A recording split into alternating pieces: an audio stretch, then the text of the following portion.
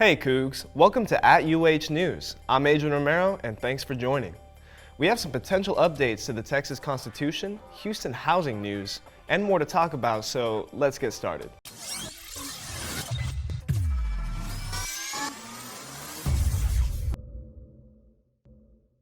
In-person early voting for the 2021 November Constitutional Amendment Special Election has started and will run through October 29th.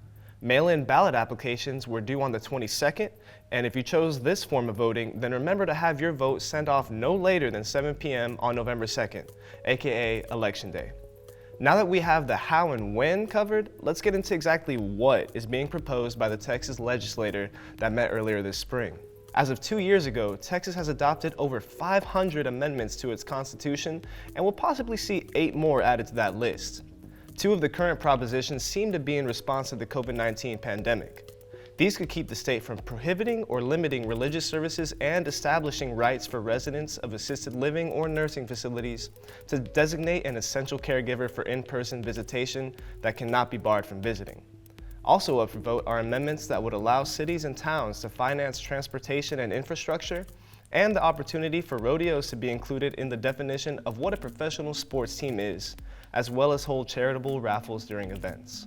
All right, enough legislation talk. Let's get to some fun. I'm gonna toss it to Marc Ray right now to see how students felt about the NLE Chapa homecoming concert. Hey Cougs, this is Marc Ray with @UH News. I'm here at Lynn Usain Park, where SPB is hosting their annual homecoming concert. I'm here to ask students what they feel about today's performance.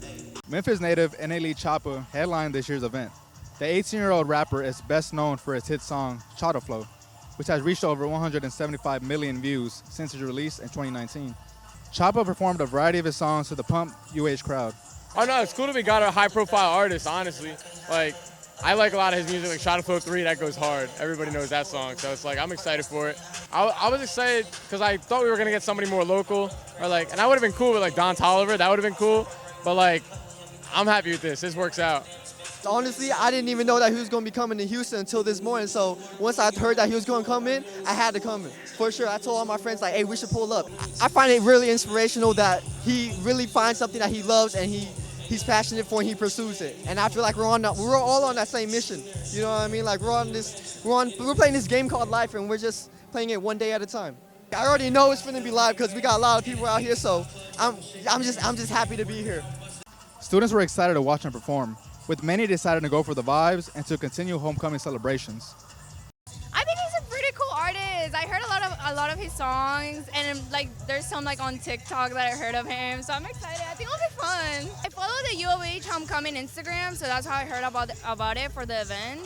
And yeah, and then I looked him up and I realized, oh wow, I know a couple of his songs. And then my friends, we've been listening to his music for a while now. It's pretty fun. There has been a lot of events, and then we've been getting free stuff, food. I got to know more people too.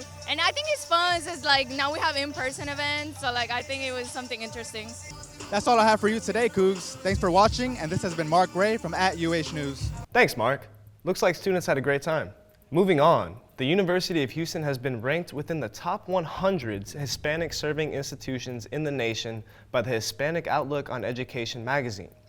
UH has been a federally designated HSI since 2011 and was the first public research university in Texas to receive this title. According to the U.S. Census Bureau, Hispanics make up 40% of the population within Texas, and their population has grown by more than 2 million since 2010.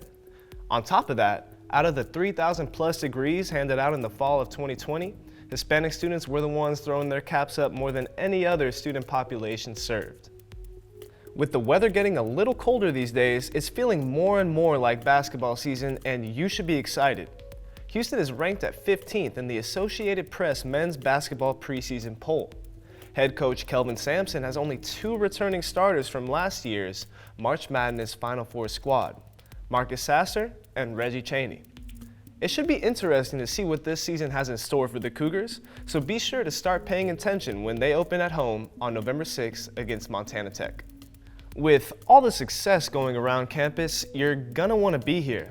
Spring housing application deadlines for current residents are coming up, so here are some important dates to keep in mind. Students who are looking to stay in the same room and building can complete an agreement to do so November 2nd through 8th, and students who want to pick a different room with the same building can do so November 9th through 15th. If you're looking to completely switch it up with a new room and a new building, complete an agreement with your selection from November 16th through 30th. Applications for on-campus housing become available for Colon Oaks and Cambridge Oaks residents on November 23rd and last until December 1st.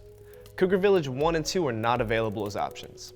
Room selections for non-residents opens up on December 1st. Go to the My Housing page on Access UH to make sure you grab a room and a front row seat to everything happening on campus. That's it for us here at UH News. To stay updated on all things around campus, follow us at Coug TV on social media. I'm Adrian Romero. Thanks for watching.